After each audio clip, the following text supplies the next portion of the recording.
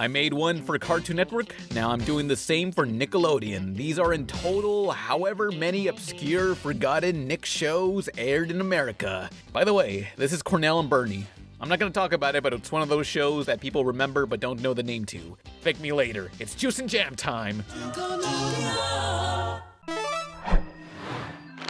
But first, this video is sponsored by Quid, a free app where you select from several cartoons and those things that aren't cartoons. Steven Universe, Adventure Time, Rick and Morty, and more, released every day. Open up these packs and you'll get a random set of stickers, emojis, cards, or even 3D model pop figures.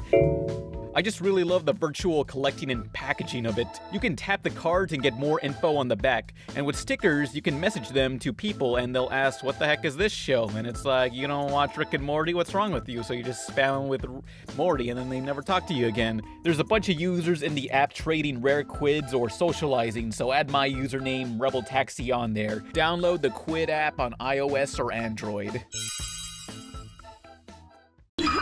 Or have yet to discover Nick at Night's first original animated series, get ready for brand new episodes of Fatherhoods, Tuesdays at 9. It's a very important date. Only on Nick at Night. I've been saying it for years, Nickelodeon should get rid of all the sitcoms on Nick at Night and make their own adult animation like Cartoon Network does with Adult Swim. There were two separate times when Nick at Night attempted to do just that. The first was Bill Cosby's Fatherhood in 2005, a family drama of a father trying to relate to his kids. Okay, I remember leaving it on in the background while playing City of Heroes. I was Nuclear Power Man. I misspelled nuclear and got cyberbullied a lot by this user called Pretty003. She was a tool. I don't wish death upon her. I hope she lives and suffers. But yeah, this fatherhood show is incredibly meh. If this is considered a comedy, someone forgot to write jokes or anything engaging. Tune in for what should be another great episode. Should be. Isn't that Will B's poor cousin from across the tracks? It's enough to put someone to sleep, which is the scariest thing to say about anything made by Bill Cosby. I'd rather have a freaking terrible show that I can laugh at than one that's just okay and doesn't garner a response out of me. Whoa there, that got a response, but on to the next Nick at Night animation. Let's hit the road. Put the pedal to the metal, no you can't stay home, back the car, it's time to go, let's hit the road. Fatherhood quickly was replaced by more live-action sitcoms, but in 2009, Nick at Night tried its hand at animation again with the stop-motion series Glenn Martin DDS. This is not a DS game, sadly. Another family show of a dentist going cross-country on an RV trying to connect to his family. Unlike Fatherhood, this one's a lot more cruder and sometimes bloody. Keep pressure on that. It raised some controversy as parents complained they would play this right after reruns of SpongeBob at 8 p.m. At least Adult Swim eases into its adult programming with tamer shows like Bob's Burgers before getting this crude.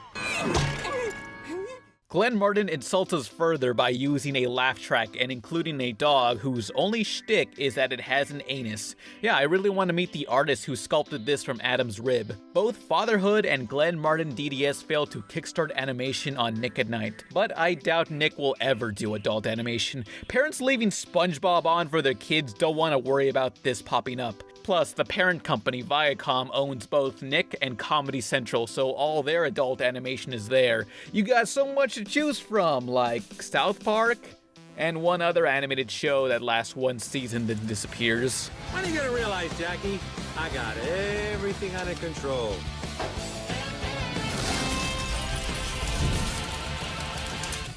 Together they form the world's first ultra-secret spy family.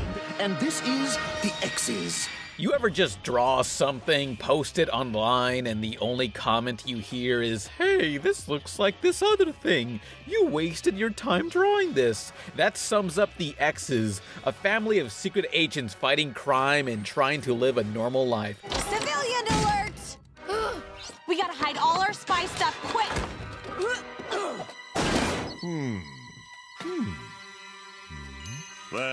It was a cartoon that just didn't stand out. Every comment I saw about the X's compared it to The Incredibles or those old Aaron Esurance commercials playing around the same time. It's not doing them any favors you have the father voiced by Patrick Warburton doing his Patrick Warburton impression. And in general, spy comedies have been done so much. It may not be original, but the X's nail that 50s illustration look. And there's a punk girl.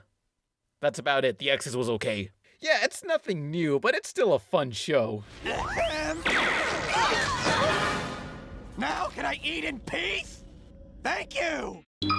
Once there was a little girl, a girl who could make fiends. She kept the whole town terrified, the girl who could make fiends. This is one show that gets recommended to me way too much. Making Fiends, featuring two girls, one nice, one mean, struggling to coexist. This cruel world fears the evil green girl named Vendetta, while the new blue girl, Charlotte, moves to town and is the only one who challenges Vendetta with optimism. Then there came another girl who wanted to be friends. Vendetta cannot stand her, so she plots her end. Making fiends, Vendetta's always making fiends. She's just so perky no matter what happens. It's such a simple, gleeful show. We've had cartoons like SpongeBob where happy characters annoy people mostly minding their business, but she annoys people who deserve it. But to be honest, Vendetta's not evil. She's just tsundere.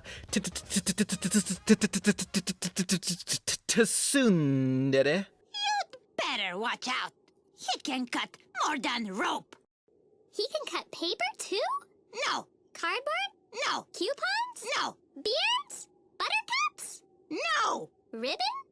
Oh, never mind. She's so mysterious, but nice. Hee hee. Making Fiends was started by Amy Winfrey, an animator for the first 2 seasons and the theatrical film of South Park. She took a break from the animation industry to create a series of web cartoons independently. Most popular was Making Fiends.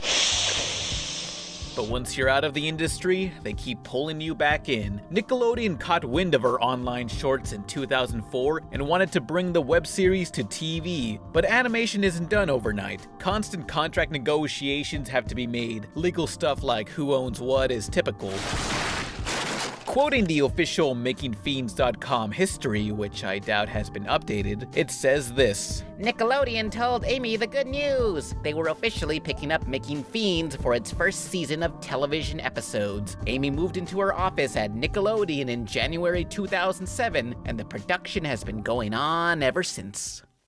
The show lasted 6 episodes, and it never got aired on Nickelodeon. It got dumped on the smaller channel Nicktoons Network. So now Nickelodeon owns the rights to Making Fiends, the show Amy created, and they canceled. She can no longer create new Fiends online shorts or merchandise while Nickelodeon sits on the rights. Why don't you pretend that we are not friends? So, where did it all go wrong? Here's what I think happened. Maybe the people in charge of Nick changed over time during negotiations, and by the time the show was released, the executives who were all for it have left Nickelodeon. That does happen often. Outside looking in, we don't know the full story. Amy Winfrey may not be allowed to make new Fiends episodes now, but she still does other Flash cartoons and has gone on to direct episodes of BoJack Horseman. Hello, stranger. My name's Charlotte. Would you like to be friends? Out! I know someone with the power to stop the Woodies. Bring out this mighty warrior. It's me. Oh, bye-bye. Much like how Cartoon Network made the Mighty Magiswords and OKKO an app first, then a TV series second, Nickelodeon first in 2003 made a line of 3D platformer games and turned them into a show.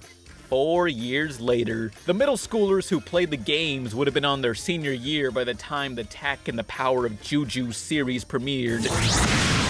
These games got good review scores, nothing amazing, but they sold enough copies to garner 3 sequels, as the show only lasted 1 season. Even fans of the game were disgruntled. They turned what should be an action-adventure comedy into a show where characters hang around a village and wacky hijinks ensue. In case you haven't noticed, You are at a party! I have noticed! Now put an end to this! Oh, snap, it's Papaya from Earthbound. This cartoon just wasn't anything special. 1 year after the Tak series premiered was the final game in the franchise. Since 2008 to the time of this video, no one's heard from him since. Tak has went the way of other forgotten 2000s mascots like Blinks the Time Sweeper, or Dr. Muto, or Tony Hawk.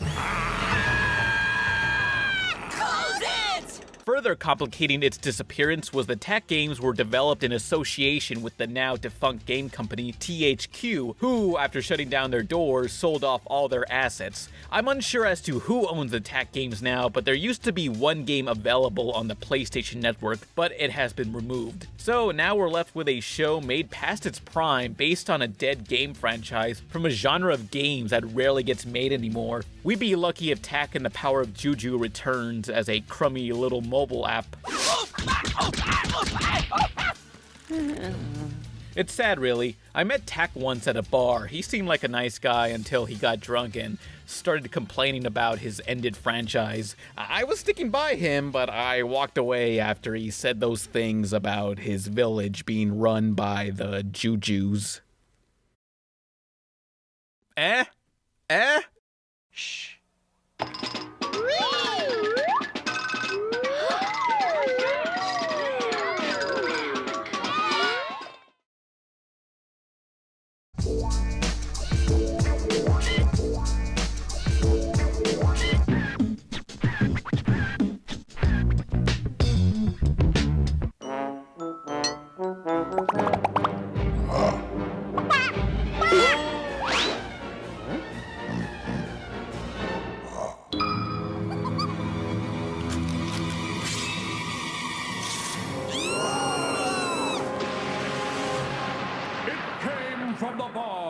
I reserved this spot for all the wannabe animes Nickelodeon broadcasted, each one of them awkwardly switching from on-model to hideous goofy expressions. I can smell the Pocky from here. None of them ever achieved Avatar status in popularity, so who here remembers the following, like Martin Mystery? From the animation studio Marathon, known for Totally Spies, Martin Mystery follows a group of teens and a caveman working for a secret organization investigating creatures. I didn't grow up with it, but I find it fascinating they take a moment to explain each of the creatures' mythos, sort of like a mix of Gravity Falls and Totally Spies. Boogeyman.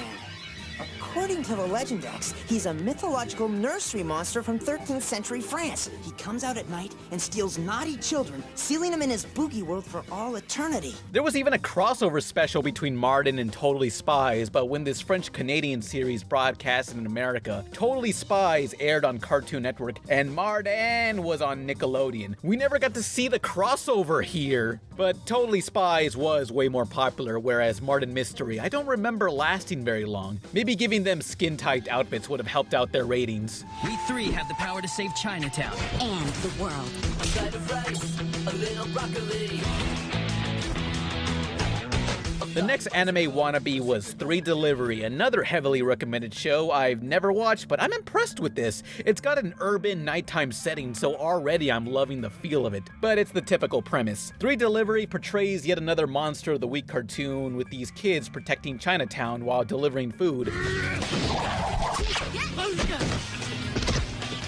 The animation is limited, but you can tell they were ambitious. It just wasn't enough, as sometimes the action is so badly cut up, and maybe with the Y7 rating they just couldn't show much violence. It could have been a lot better if it was in the style of, let's say, Motor City or something, but definitely something I recommend you look into. Come on, we don't want to be late for class. Next up, we have Shuriken School. Me and many others at the time have considered this Naruto for children. I mean, Naruto for even smaller children. It's ninjas going to school, except much less action and more slice of life. I admire how it's going for this Dragon Ball meets Charlie Brown style. It's decent, but other than the style, I don't care for it. Buzz, buzz, up and down, my keys come to town from the USA, lost in Japan. But the last of the Nickelodeon wannabe animes was Kappa Mikey, which I think is more well known now as a joke among anime fans. You gotta love the concept. A thick outlined American cartoon character moves to Japan, living among other anime characters. This was something that was made by anime fans for anime fans, just loaded with stupid inside jokes. It didn't really last long on TV, but I see how now it found its place among weeaboos who'd get what's going on. We have you surrounded. Come out with your hands up. How'd they find me? Okay, I admit, the banner was a mistake. You're such a spaz, Mikey Simon. It's a niche cartoon that somehow ended up on TV, and somehow got a really cool theme song by the Beat Crusaders. To see the man is Hey! Take out the papers and the trash, or you don't get no spending cash. The worst part of staying home too sick for school is watching the stuff not good enough for prime time. Among those are Yakety Yak, a cartoon that only showed up at 2 p.m. on weekdays. It's about a yak and he's on wacky adventures with a pineapple and there's Robo Noodle there. Oh, and the teacher, who's a skinhead, hates him. I don't know, man. It's just weird and forgettable. No, the top scoring students will be invited to a special camp. Guess I won't be going to camp. Do not trust that man. But related, in the 6th grade, we were reading the book The Watsons Go to Birmingham, where these kids living in the 60s really wanted to listen to something also called Yakety Yak, and I was bewildered, thinking, what? That cartoon's not that old. What? And that's where I discovered someone got a song from the 50s and made a cartoon about it. 50 years later. Why? I don't know. Don't talk back. It's weird, but not weird enough. But the second cartoon that mysteriously appeared when I was sick from school is My Dad the Rockstar. My name's Willie Zilla. And my dad is a rock star. Your dad's a rock star and we're following this kid around? Why do we care about this kid's story? I want to see the adventures of the dad going on tour, snorting coke, getting 8 types of STDs, backstage, getting head next to Motorhead. It's like if Kim Possible wasn't a spy and the show was called My Mom's a Spy. Ain't no one would care about Kim. They're focusing on the normal character. What is this, the poor man Steven Universe? Rose? A rock star? Oh god, it's a parallel Steven universe where Rose married a real rock star, and Steven got anorexia. A yard? A treehouse? This is everything I've ever wanted. Willie? New digs are over here! Well, it's official. My parents have no concept of what normal is. So it's a fish out of water story of this shut-in who never went to school until now after his dad retired. Nothing special, but My Dad the Rockstar was thought up by a member of the band Kiss. You want to guess which member of Kiss? Is it Gene Simmons? It's Gene Simmons. Really, it's a pretty funny show, both intentionally and not. Some other time I gotta do a video on this, but let's go to the final ranking. We live with our dad over there. And this, Alan. Hello. He lives up there. Well, at least he used to before a spaceship left without him.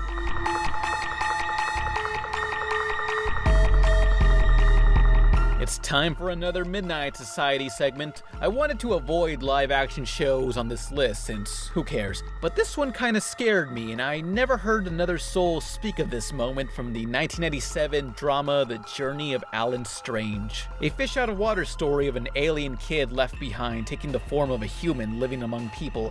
I watched it casually and don't remember much or really would care to talk about it. But one episode sticks out to me and I just can't find it anywhere online. Jeez. We should leave now.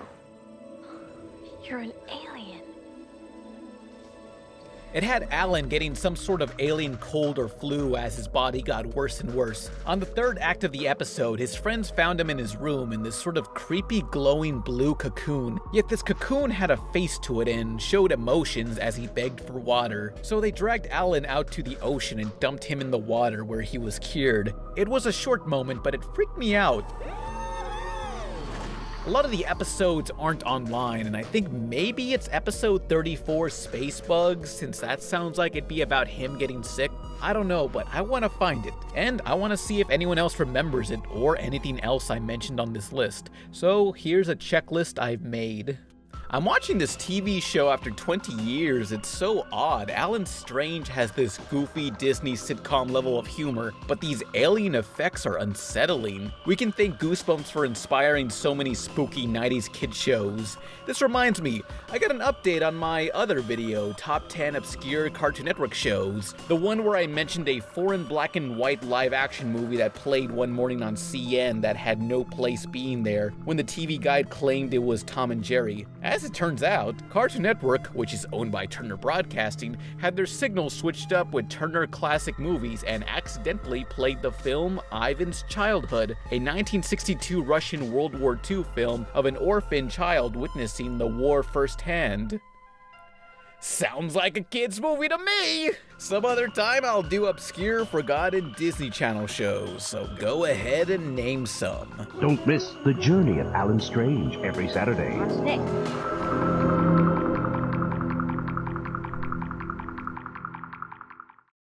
Nick.com's exploding with amazing stuff all on America Online. Go to AOL keyword Nick. It's easy. Right now, a kid is capturing Krabby Patties in the SpongeBob SquarePants 3D game. And another kid is helping to save the cyber universe with Agent Pixel. What else can you do right now? Rescue and care for baby animals in the Rugrats Go Wild Island Wildlife Rescue game. And keep your eyes peeled for the albino sun bear, exclusively for AOL users. Get on America Online to get all the Nick.com you need. AOL keyword Nick. Keep cool. We're back with more Fairly Odd Parents at the Nicktoons Summer Beach House.